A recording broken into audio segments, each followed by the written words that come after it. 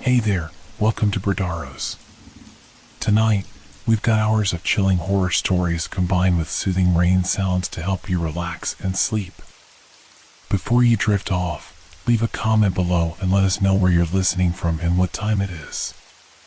If these tales give you chills, don't forget to like, share, and subscribe. Get cozy and let the fear take over. When my grandfather passed away, the news hit me like a slow-moving storm, quiet at first, but gradually overwhelming.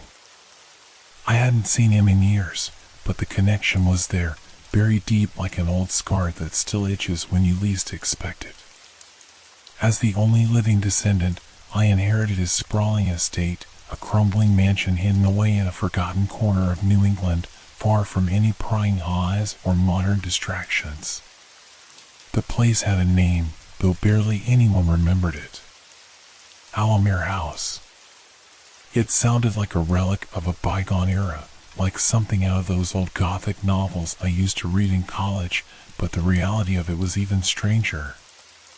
The house had been standing for centuries, perched on a hill overlooking the dark, mist-covered forest that stretched for miles.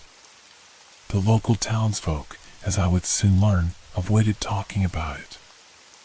And when they did, it was always in hushed tones, as if the mere mention of the place might summon some unwanted attention. They knew things about my family's history that I had never been told. But I didn't care. The estate was mine now, and with it, the unsettling responsibility of unraveling my grandfather's secrets. Chapter 1: The First Night. I arrived late in the afternoon. The road leading up to Allowmere House was rough and winding, like it hadn't seen any real maintenance in years. The mansion itself loomed ahead, a silhouette against the fading light, its windows dark and empty like the eyes of a corpse. I parked my car and walked up to the front door, keys in hand, heart thumping in my chest with an odd sense of anticipation. The air around the house was thick, heavy, as if the very atmosphere resisted my presence. I had the strangest feeling that I wasn't alone, even though I hadn't seen a living soul for miles. The first night passed uneventfully, save for the house's unsettling stillness. There was no hum of electricity, no sound of modern life. Just the creaking of the old wooden floors beneath my feet and the distant whisper of the wind outside.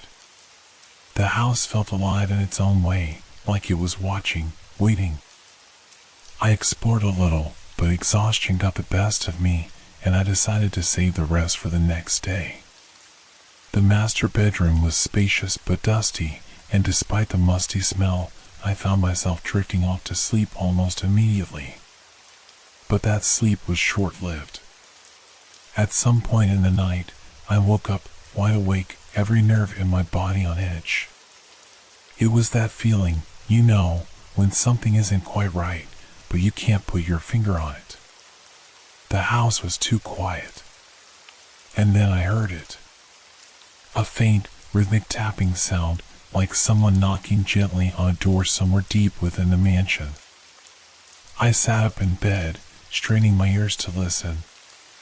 The sound was coming from below, somewhere beneath the floorboards. It was slow and methodical, like the ticking of a clock. But there was no clock in the house, at least none that I had found. I stayed still, frozen in place for what felt like an eternity, but eventually the sound stopped and the silence returned. I didn't sleep again that night. Chapter 2: The Manuscripts. The next morning, I began my proper exploration of the house. The daylight did little to ease the oppressive atmosphere, but I pushed through it, determined to make sense of this place. The house was filled with relics from another time, old furniture, dusty portraits of long-dead ancestors, and books. So many books. In my grandfather's study, I found shelves upon shelves of old, leather-bound tomes. Most were in Latin, some in languages I didn't recognize. But what really caught my attention was a small, locked drawer in his desk. It took me a while to find the key, hidden behind a loose floorboard, but when I finally pried the drawer open, my heart skipped a beat. Inside were several yellowed manuscripts, covered in my grandfather's spidery handwriting. They looked ancient, fragile, like they might crumble at the touch. I carefully unfolded the first one, trying to make sense of the strange symbols and diagrams. There were passages written in English, but much of it was indecipherable, like some coded language only he understood. The writing spoke of a secret chamber hidden beneath the house. A subterranean vault, as he called it, that had been sealed for generations. My blood ran cold as I read on, realizing that this was no ordinary vault. According to the manuscripts, it was a place of worship, an altar to something far older than any human civilization.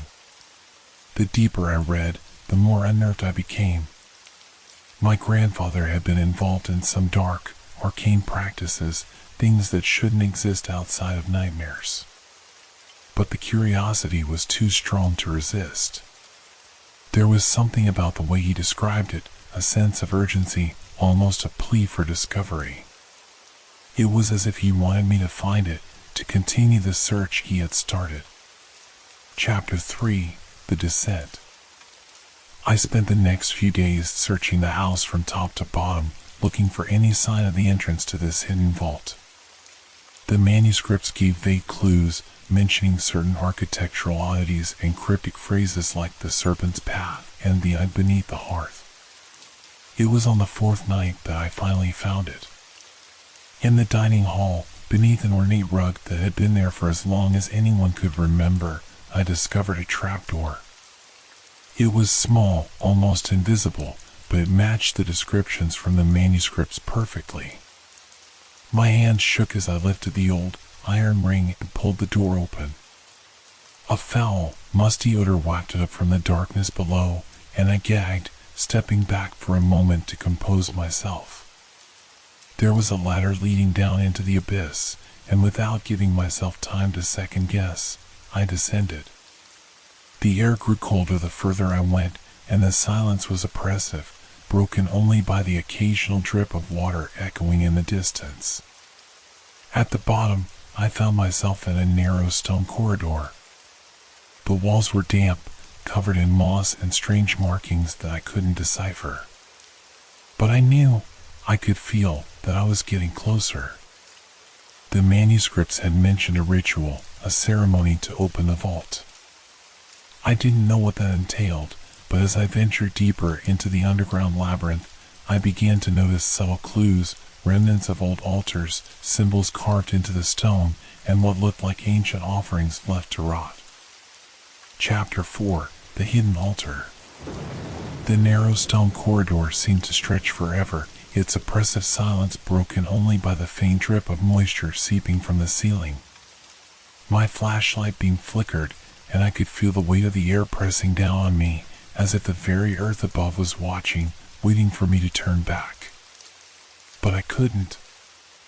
I was too far in now, too deep into the madness my grandfather had left behind. After what felt like hours of walking, the tunnel widened into a small chamber, its walls adorned with ancient carvings that glistened with dampness. At the center of the room was what could only be described as an altar, though its twisted, inhuman design defied any sense of sacredness. The stone was cold and black, etched with symbols that hurt my eyes if I looked too long. Strange relics, bones, feathers, and objects I couldn't identify were strewn across its surface, as though left as offerings to some unseen deity. And then I saw it, another manuscript, carefully placed at the base of the altar, as though waiting for me. My hands trembled as I picked it up, the old paper crackling beneath my fingers. The writing was hurried, frantic. It was my grandfather's hand, but the words were barely coherent, a mixture of English and strange phrases in languages I couldn't recognize. The vault, the serpent, they are watching. The last line chilled me to the bone. I have seen them. They are beneath us. I stood frozen, the weight of my grandfather's words sinking in. He had known. He had been here, in this very place, facing whatever terrible knowledge had driven him to madness. And now, I was standing where he had stood, on the brink of a truth too terrible to comprehend. The ground beneath me rumbled, a low, almost imperceptible vibration that sent shivers up my spine. I backed away from the altar, my mind racing. The manuscripts had mentioned something about a ritual, but I didn't know what I had done to trigger it. And then I saw it. On the far wall of the chamber, a section of the stone began to shift. Slowly, painfully, it slid aside, revealing a narrow passageway that led deeper into the earth. The darkness beyond was absolute, impenetrable, but I knew there was no turning back. I had to know. I had to understand what had consumed my grandfather and what lay beneath the house. Chapter 5: Descent into the Abyss. The passage was narrow and suffocating, the walls so close I could feel the cold stone brushing against my arms as I moved forward. The air grew colder, heavier, and the feeling of being watched grew stronger with every step. It was as if the walls themselves were alive, pulsating with some ancient, malevolent energy. I descended further, deeper into the bowels of the earth, my mind racing with questions. Who were these ancient beings my grandfather had written about? And what was their connection to our family? The manuscripts had hinted at something terrible, something beyond human comprehension, but they hadn't prepared me for the reality of it. The tunnel opened up into another chamber, larger this time, but far more disturbing. The walls were lined with more of the strange carvings, but these were different, more detailed. They depicted grotesque creatures, beings with too many eyes, too many limbs, engaged in horrific rituals. At the center of the room was a pit, and from it emanated a faint, unnatural glow. I approached the pit, my heart pounding in my chest. The light seemed to pulse in time with my heartbeat, drawing me closer, beckoning me to look. And so I did. What I saw at the bottom of that pit defied explanation. It was a vast, writhing mass, shifting and undulating as though it were alive. But it wasn't just a creature, it was many creatures, all tangled together in a nightmarish amalgamation of flesh and tendrils. Their forms were ever-changing, impossible to define, and yet there was something horribly familiar about them. I could feel their eyes on me, even though I couldn't see them. I could feel their hunger. And then the whispering began. At first, it was barely audible, like the faint rustling of leaves in the wind. But as I stood there, frozen in place, the voices grew louder, more insistent. They spoke in a language I couldn't understand, but the meaning was clear. They wanted me to join them. I stumbled back from the pit, my mind reeling. The walls seemed to close in around me, the air growing thicker, suffocating. I had to get out. I had to escape before it was too late. But as I turned to leave, the ground beneath me gave way, and I fell into darkness. Chapter 6: The Truth Revealed. I don't know how long I was unconscious, but when I awoke, I was no longer in the chamber. I was lying on cold, damp stone, and the air around me was thick with the stench of decay. My body ached, and my head throbbed with pain, but the worst part was the silence. The whispering was gone, replaced by a void so complete it felt like the world itself had vanished. I struggled to my feet, my legs shaky, and looked around. I was in another part of the underground complex, but this one was different. The walls were smooth, polished, and the ceiling was far higher than in the previous chambers. And then I saw it. At the far end of the room stood a figure, a man, or what used to be a man. His back was to me, but I could see the tattered remains of a suit clinging to his skeletal frame. His skin was pale, almost translucent, and his hair hung in thin, matted strands. He didn't move, didn't react to my presence. But I knew who it was. It was my grandfather. I approached cautiously, my heart pounding in my chest. As I got closer, I could hear him whispering, his voice barely audible, but unmistakable. He was muttering the same phrase over and over again, in a language I couldn't understand. When I was just a few feet away, he turned to face me. His eyes, if they could still be called eyes, were black, empty voids, and his mouth twisted into a grotesque grin. His skin was stretched tight over his skull, and his bones jutted out at unnatural angles. But it was him. It was my grandfather. And then he spoke. The truth, it was never meant for us. The words sent a chill down my spine, and I stumbled back, my mind racing. What had happened to him? What had he become? Before I could react, the ground began to shake, and the walls of the chamber started to crumble. The air grew thick with dust, and I could hear the sound of something massive moving beneath the earth. The creatures in the pit, they were coming. Chapter 7, Beneath the Surface. The walls continued to tremble, dust falling in thick clouds around me as I struggled to stay on my feet. My grandfather, if that's what he truly was, stood motionless, staring at me with those hollow, empty eyes. But I had no time to contemplate what had become of him. The earth was shifting beneath us, and the pit, the creatures, were getting closer. The air was thick with a palpable sense of dread. I could feel it, like an invisible force pressing down on me. I had to escape, but the passageway through which I'd entered was now blocked by fallen stones, trapping me in the chamber with whatever my grandfather had become. I looked around, desperately searching for another way out. The chamber seemed to stretch on forever, its walls lined with more of those impossible carvings, creatures, and symbols that made my stomach churn. And then I saw it. At the far end of the room, half hidden behind a crumbling wall, was a narrow staircase leading downward. Without hesitation, I ran toward it, my heart racing. The ground beneath me shook with every step, and the sound of something massive, something alive, echoed from below.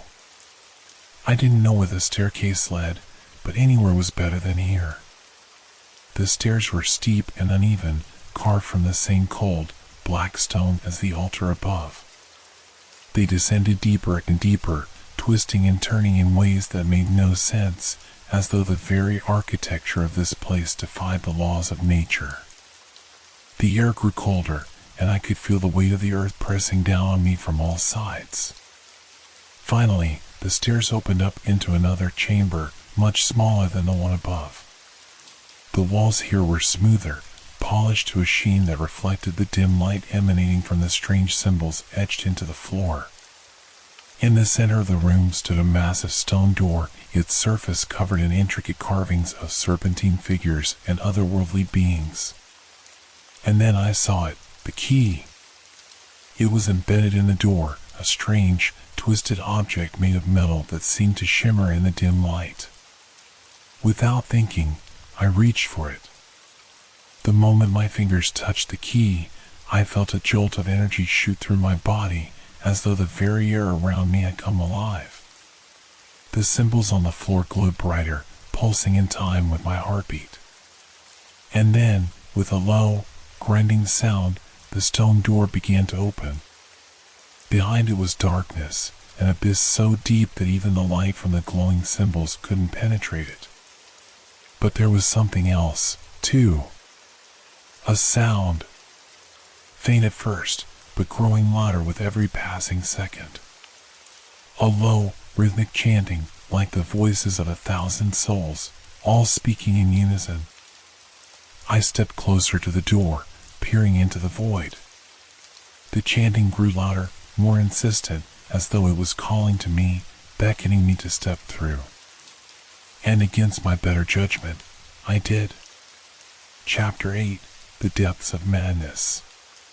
The moment I crossed the threshold, the door slammed shut behind me, plunging me into total darkness. The chanting continued, echoing through the void, and I could feel the ground beneath me shifting, as though I were standing on the back of some enormous, slumbering beast. I fumbled for my flashlight, my hands trembling, and when I finally managed to turn it on, the beam barely cut through the thick, oppressive darkness. I could see only a few feet in front of me, but what I saw made my blood run cold. The walls of the tunnel were alive.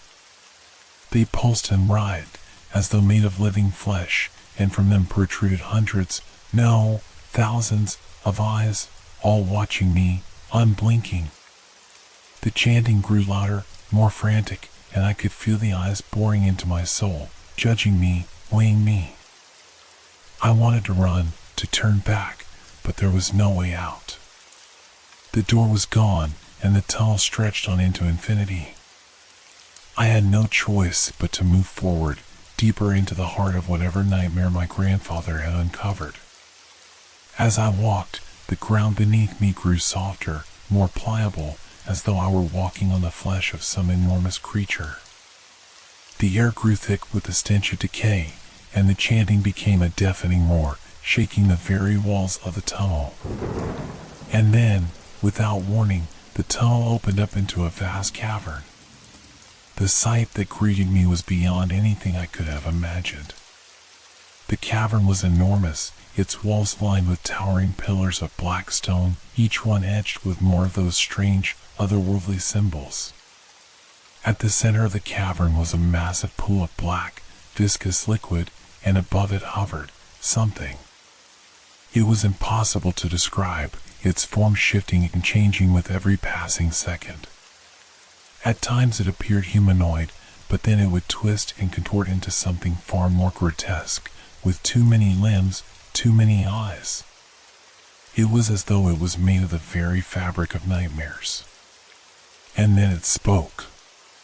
Not in words, but in thoughts that burrowed into my mind like parasites, planting themselves deep in my subconscious. "We have been waiting for you." I stumbled back, my mind reeling.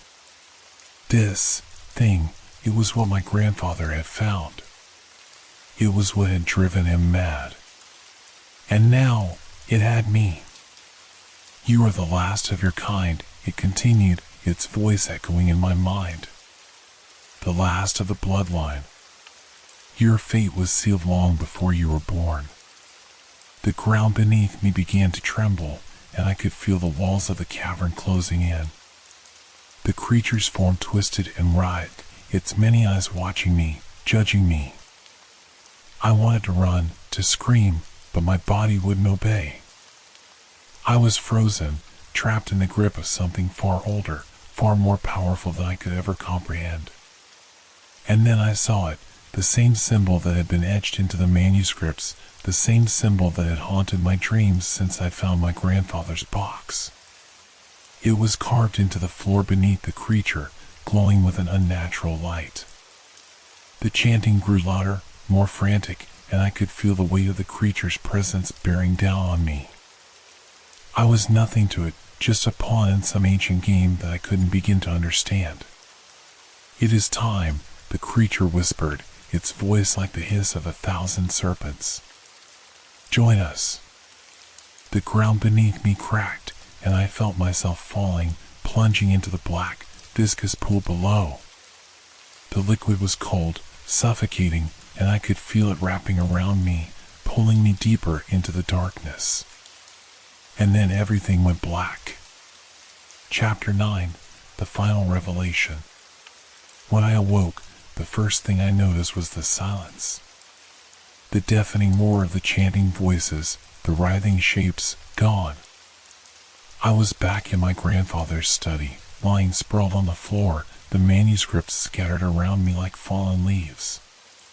For a brief moment, it felt as though I had been returned to reality, as though the nightmare had been just that, an illusion. But then, I felt it. The weight of the knowledge. The realization that what I had seen was not some hallucination or fevered dream, but the truth, the terrifying truth that had been buried beneath this house for generations. I struggled to my feet, every muscle in my body screaming in protest. The study looked just as it had when I'd first found the box, but something was different now. The air felt heavier, the shadows deeper. And I could still feel it, that presence, lurking just beneath the surface, waiting. The pit was real. The creatures were real. And they were coming for me. I glanced at the box, the manuscripts, and then at the door leading back to the hidden passage. The temptation to flee surged through me, to lock the door and walk away from this place forever. But I knew it wouldn't matter. The pit could not be sealed, not by me. I was the last of the bloodline, the last heir to a legacy I never wanted, and the creatures, they had chosen me for a reason. But why? What was it about my family, about my grandfather, that had tied us to this dark force? The words the creature had whispered echoed in my mind. You are the last of your kind. Your fate was sealed long before you were born. Suddenly, a thought struck me, a realization so chilling that I nearly collapsed under its weight. It wasn't just the creatures that were waiting for me. It wasn't just about their escape, their return. It was about something far worse. I was meant to take his place. My grandfather hadn't just been researching these beings, he had been working with them, perhaps even serving them. The strange rituals, the carvings, the pit, it all pointed to one thing, a pact. A pact that had kept these ancient entities at bay, hidden beneath the earth, slumbering until the time was right. And now, with my grandfather gone, they needed a new conduit. A new connection to the world above. That was why I had been chosen, not to fight them, not to escape them, but to become their servant. Just as my grandfather had been. The thought made me recoil in horror, but deep down, I knew there was no escaping it. The bloodline, the knowledge, it had been passed down to me, and with it came the responsibility to keep the pact alive, to ensure that these creatures remained trapped beneath the earth. But how? How could I possibly do that? I looked around the room again, searching for something, anything that could give me a clue. The manuscripts, the strange symbols, the carvings, they had to hold the answer.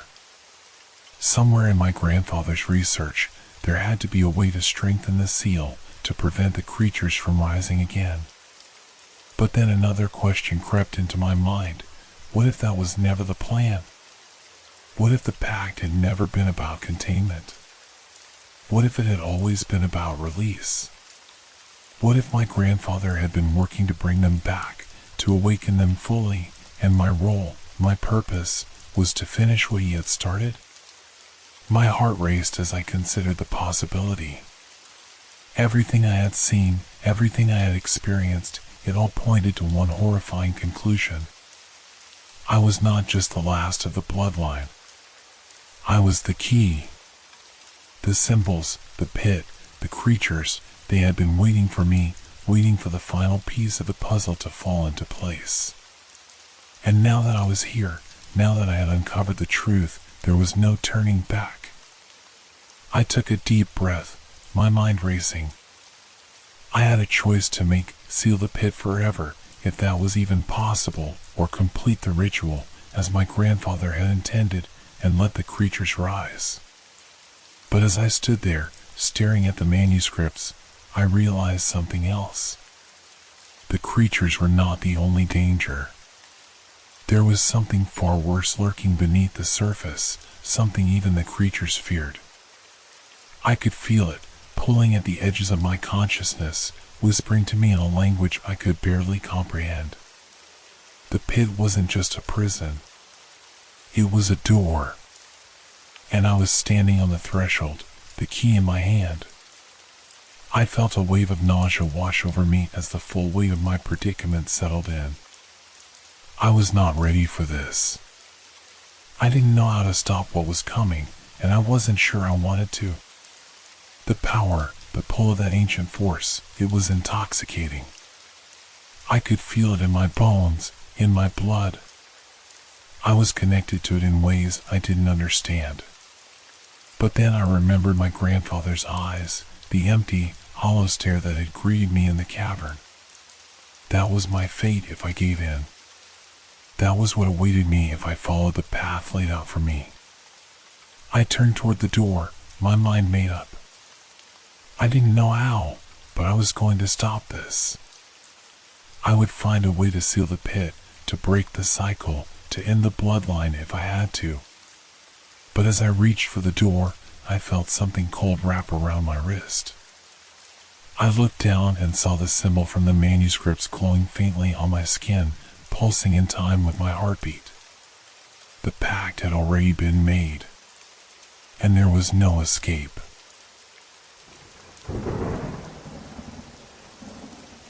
The labyrinth of dreams. I woke up again in that same dimly lit room.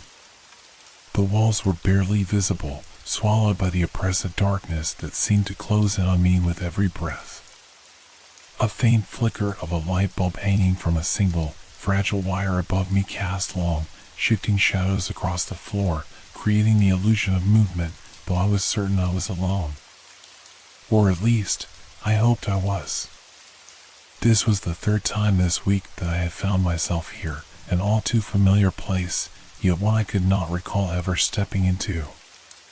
It came to me in my dreams, unbidden, always the same, the room, the shadows, and that faint hum, barely perceptible but constant, like the distant hum of machinery deep beneath the ground. Every detail so vivid, so real, that when I woke up, I often questioned if I had truly left this place behind or if I had simply woken into another dream. Tonight was no different. The air felt thick, as though saturated with something unseen, and my breath came in shallow gasps as I tried to collect my thoughts. The room offered little, no furniture, no windows, no doors. Just the flickering light above and the endless shadows below. I forced myself to move, to explore. Each step felt like an eternity, as though the ground beneath me resisted my progress, slowing my movement to a crawl. But I pressed on, if only to escape the suffocating sense of confinement. As I reached the farthest wall, my fingers brushed against its cold, rough surface. For a brief moment, I thought I heard something, a faint whisper, too soft to make out clearly, but it sent a chill down my spine. Then, just as suddenly as it began, the whisper ceased. The room was silent once more, save for the incessant hum. I turned around, expecting the shadows to leap at me, but nothing moved. My heart was pounding in my chest, but there was nowhere to go. No exit. I wasn't sure how long I had been there. Time seemed to lose meaning in this place, but just as my legs began to weaken and my thoughts grew foggy, I felt it. A tug. Deep within my mind, a force pulling me towards something, somewhere. I couldn't resist. The sensation was too strong, too urgent. My vision blurred, and suddenly, I was no longer in the room. I was somewhere else. I found myself standing in a vast, desolate field, beneath a sky that was neither day nor night. The horizon stretched out endlessly, with jagged mountains in the distance, their peaks disappearing into a blanket of swirling clouds. The air here was different, cooler, lighter, though a strange, metallic taste lingered on my tongue. Beneath my feet, the ground was not grass or soil, but something hard and smooth, like polished stone. It was carved with intricate symbols, spirals, runes, and shapes that defied logic, twisting and turning in on themselves, as if mocking my understanding of reality. Each step I took echoed loudly, yet there was no sound around me. No wind, no birds, no signs of life. In the distance, a figure stood motionless, its back turned toward me. My heart raced as I realized I wasn't alone. The figure was cloaked in a long, dark robe, the fabric shimmering faintly in the light, or lack thereof. I couldn't see their face, but something about their presence unnerved me deeply. It was as if they had been waiting for me. Compelled by an unseen force, I moved toward the figure. Each step felt heavier than the last, as though the ground itself was trying to pull me down. Yet I pressed on, drawn by a mixture of curiosity and dread. I had to know who, or what, this figure was. When I was within a few feet, the figure slowly turned to face me. I froze. There was no face beneath the hood, only a swirling void of darkness, deeper than the shadows that had haunted me in the room. And yet, I could feel its gaze upon me, watching, waiting. "You've come far," the figure said, though its voice was not heard but felt, reverberating inside my skull. "But this is not the end. You have only begun to see." I opened my mouth to speak, but no words came. My throat tightened as the void seemed to draw closer, threatening to consume me. Suddenly, the ground beneath me shifted. The symbols carved into the stone began to glow faintly, pulsating with an otherworldly energy. I stumbled back, trying to regain my footing, but the ground gave way beneath me, and I fell. I fell for what felt like an eternity, down through layers of reality, each one less solid than the last. Colors, sounds, and shapes blurred together as I plummeted deeper and deeper into the abyss. And then, with a jolt, I landed. I was back in the room. The same room I had started in, with its flickering light and oppressive darkness. But something was different now. I wasn't alone. In the corner of the room, huddled in the shadows, was a figure. Not the faceless one from the field, but something else. Its form was indistinct, shifting and twisting in the darkness, as if it was not entirely of this world. My heart raced as I realized it was watching me, its eyes, if they were eyes, glowing faintly in the gloom. For a moment, neither of us moved. I could feel the weight of its gaze, pressing down on me, suffocating me. And then, it spoke. "Do you know what you are?" The voice was a rasp, like dry leaves scraping against stone. "Do you know where you are?" I tried to speak, but again, no words came. My body felt heavy, paralyzed by the weight of the dream, or was it reality? The figure shifted, its form becoming clearer as it stepped into the faint light. It was human, or at least, it had been once. Its skin was pale and stretched tightly over its bones, its eyes sunken and hollow, filled with a cold, merciless intelligence. "You think this is a dream," it said, a cruel smile twisting its lips. "But dreams and reality, they are one and the same.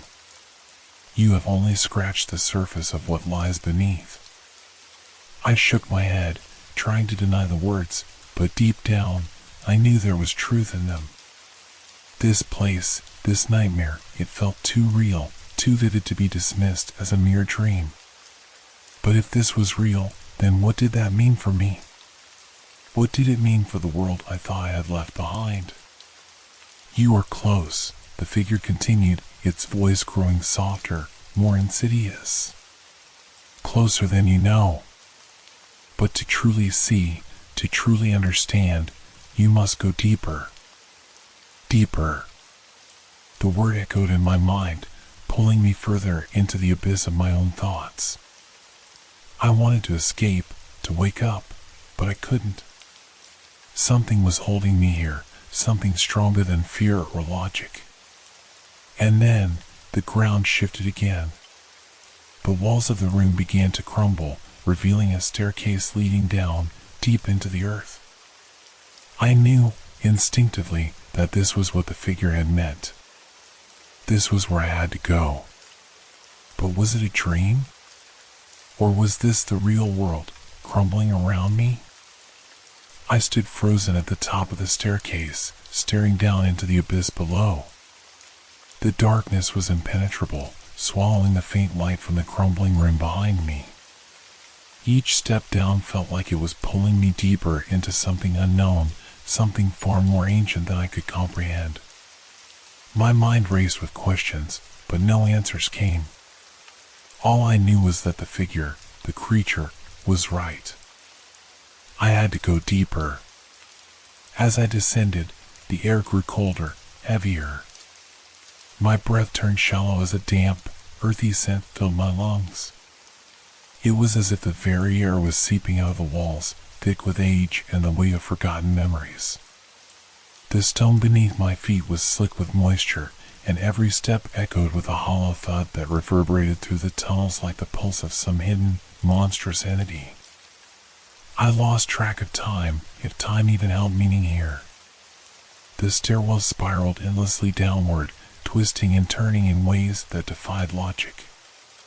It felt as though I was descending not into the earth, but into the depths of my own subconscious, where reality itself twisted and warped with every step. But still, I pressed on. Finally, I reached the bottom. The stairwell opened into a vast cavern, lit by eerie, greenish glow that seemed to emanate from the very walls themselves. Strange symbols, similar to the ones I had seen before, were etched into the stone, glowing faintly as if they were alive. The symbols were ancient, older than any language I knew, yet they stirred something deep within me, an instinctual recognition, as though some part of me had always known them. At the far end of the cavern stood a massive, rusted door adorned with intricate carvings of grotesque figures, half human, half beast, locked in eternal, twisted poses. Their faces were frozen in expressions of agony, as if they had been screaming for millennia. I hesitated, my heart pounding in my chest. The door seemed to pulse with a malevolent energy, as if it were alive, waiting for me. I felt the weight of the choice before me. I could turn back, retrace my steps, escape this nightmare. But something inside me refused. There was no going back now. I had to know. I had to understand. I reached out and touched the door. The cold metal stung my fingers, but I pressed harder. With a low, grating sound, the door creaked open, revealing a narrow passageway beyond. The air inside was thick and oppressive, filled with the stench of decay and something far worse, something ancient, something alive. I hesitated only a moment before stepping through the threshold, the door closing behind me with a final, resonant thud. The passage was lined with strange, pulsating roots, like veins running through the walls, pulsing with an eerie light that cast flickering shadows around me. As I moved forward, I couldn't shake the feeling that something was watching me, lurking just beyond the edge of the light. Suddenly, the ground shifted beneath my feet. I stumbled, catching myself on the cold stone wall, my heart racing. The air grew heavier, more oppressive, as though the walls themselves were closing in on me. I tried to breathe, but the air felt thick, almost liquid, as though the very atmosphere was conspiring against me. That's why I saw it. At the end of the passage, the walls opened into a small, circular chamber. In the center of the room stood a stone altar, covered in thick, writhing vines. The symbols on the walls seemed to pulse in time with the beating of my own heart, faster and faster until I thought I might lose consciousness. On the altar lay an ancient tome, its leather-bound cover cracked and worn with age. Symbols I could barely comprehend were etched into its surface, and the pages inside seemed to shimmer with a life of their own. My hands trembled as I reached for the book, but something stopped me, an overwhelming sense of dread, as if touching the book would seal my fate. "You're almost there," a voice whispered, barely audible, echoing through the chamber. It wasn't the same voice as before, This one was colder, more insidious, dripping with malice. You've come so far. Don't stop now. I hesitated, my mind reeling. Was this still a dream? Or had I crossed some invisible threshold into something far worse? The boundaries between reality and nightmare had blurred beyond recognition, and I no longer knew what was real. But the voice was right. I had come too far to stop now. My fingers brushed the surface of the book.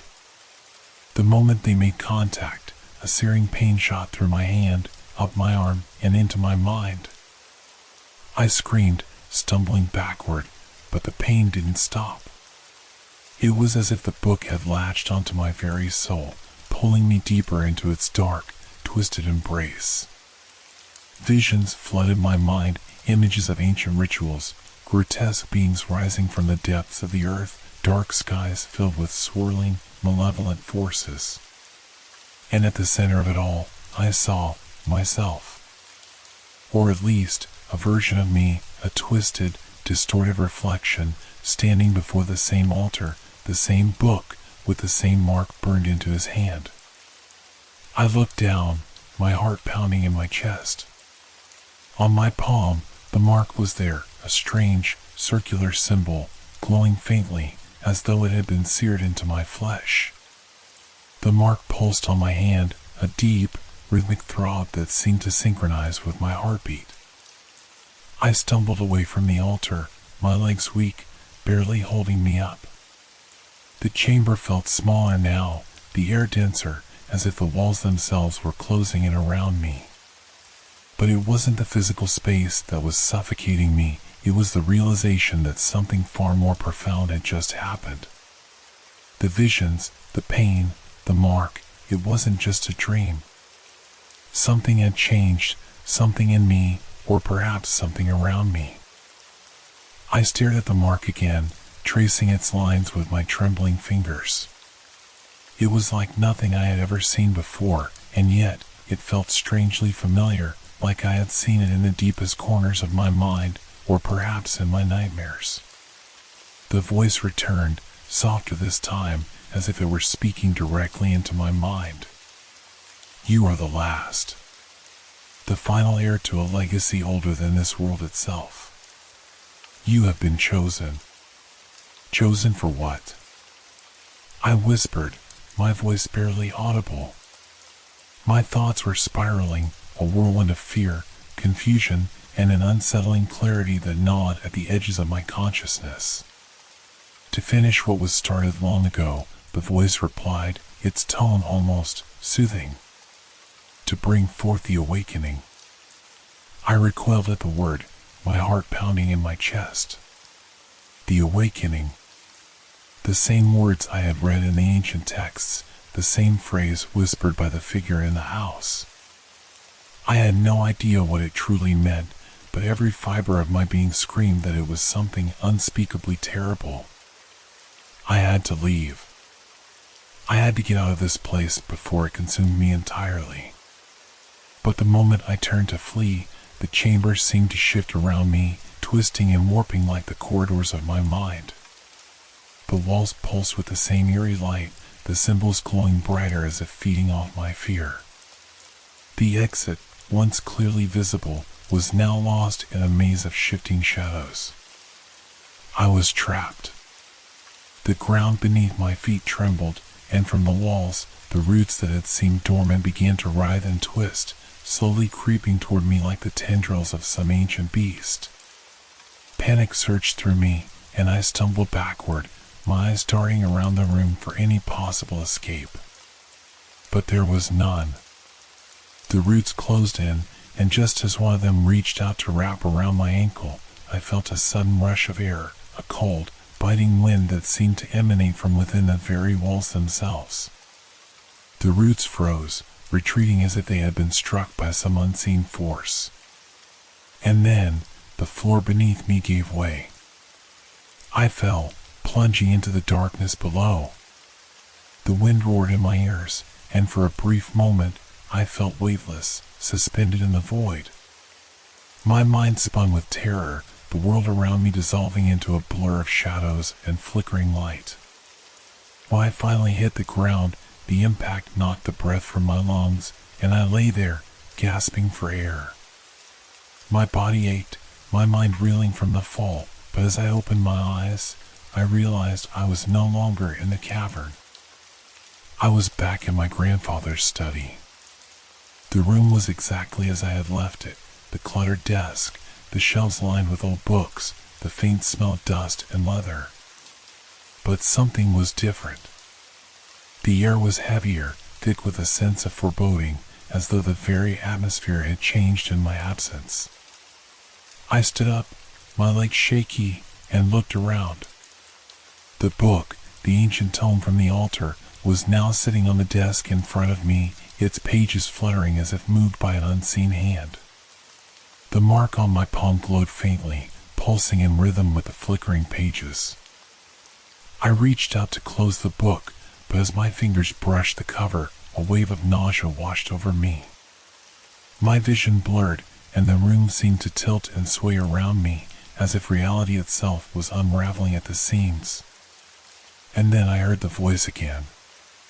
"You cannot escape," it whispered, no longer cold, but soft, almost inviting. "This is your fate." I staggered backward, clutching my head as the world around me twisted and warped, the walls of the study melting into a swirling vortex of light and shadow. My heart raced, my mind frantically trying to make sense of what was happening, but the more I fought, the more the world crumbled around me. And then, just as suddenly as it had started, everything went still. I found myself standing in the middle of a vast, featureless landscape, an endless expanse of gray, stretching out in every direction. There was no sky, no horizon, only the oppressive emptiness that seemed to press in on me from all sides.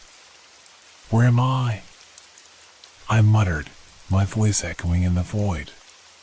The voice responded, no longer a whisper, but a calm, steady presence in my mind. "You are where you have always been. This is the world you have created." I shook my head, the confusion and fear giving way to a growing sense of dread. "What do you mean?" "I didn't create this." "Oh, but you did," the voice replied, its tone almost gentle. "This is your mind, your dream, your reality. You are the architect of your own fate." The weight of the words settled over me, and for a moment, I couldn't breathe. The realization hit me like a tidal wave, crashing over me with unbearable force. Everything, the house, the dreams, the descent into the cavern, it had all been me. My mind, my creation, my nightmare. I fell to my knees, the truth sinking in. This was my world. This was my doing. And now, I was trapped in it. "Why?" I whispered, my voice trembling. "Why me?" "Because you are the last," the voice replied. "The final heir to the legacy. The one who will bring forth the awakening."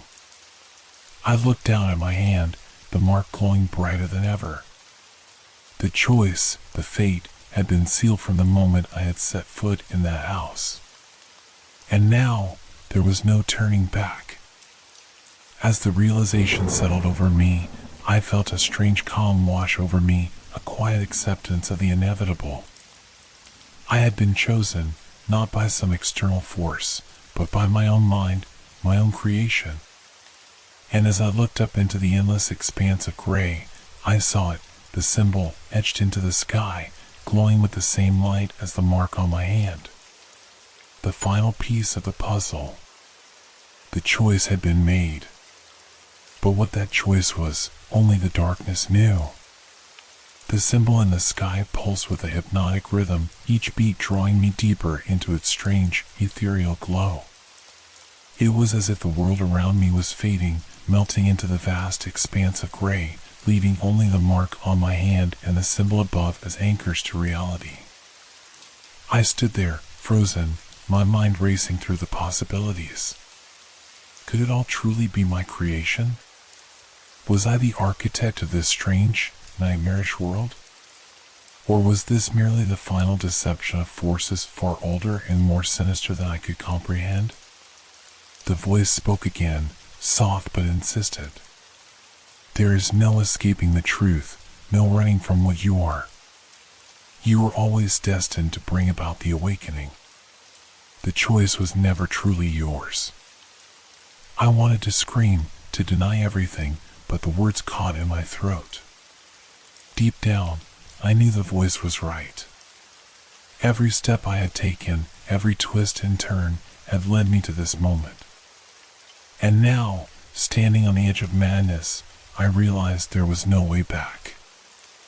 I glanced down at the mark on my palm, now glowing with a fierce intensity. It felt alive, as if it had its own pulse, its own will. It was a part of me now, woven into the very fabric of my being. But something shifted within me, a flicker of resistance, a quiet defiance that had been buried beneath the weight of fear and confusion. Perhaps the choice wasn't as inevitable as the voice claimed. Perhaps, in this strange realm of dreams and shadows, I still had the power to shape my own fate. What if I refuse? I asked, my voice stronger now, more certain. There was a pause, a ripple in the stillness of the void, as if the voice itself was taken aback by the question. You cannot refuse, it replied, its tone colder now, more insistent. The awakening is inevitable.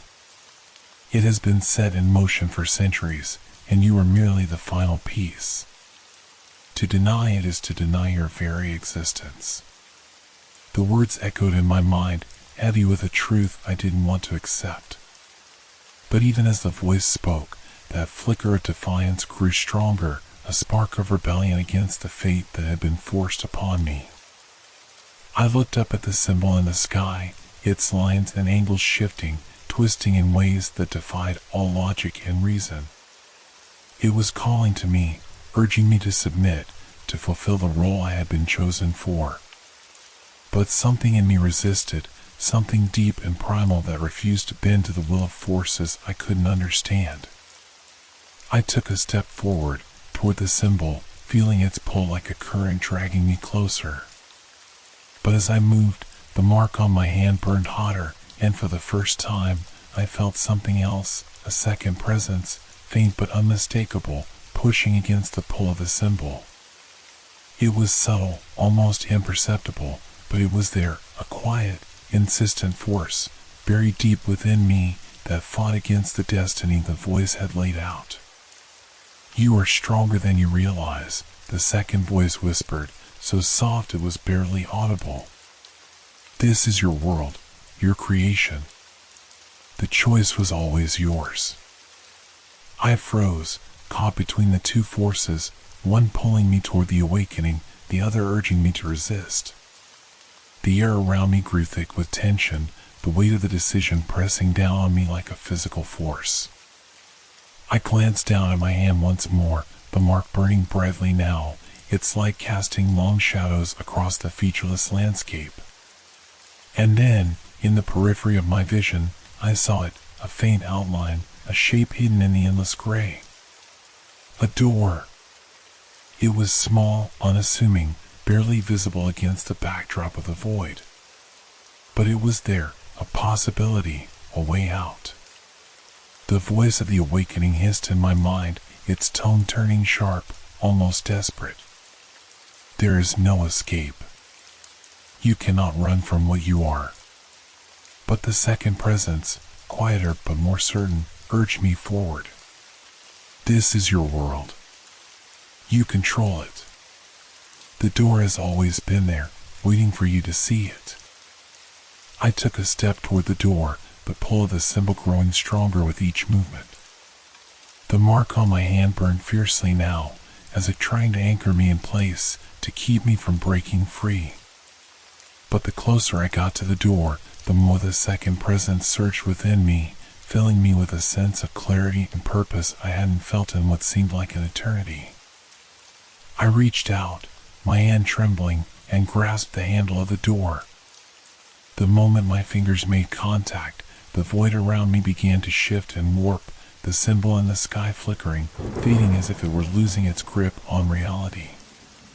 The voice of the awakening screamed in my mind, a cacophony of anger and fear. You cannot defy us. You are ours.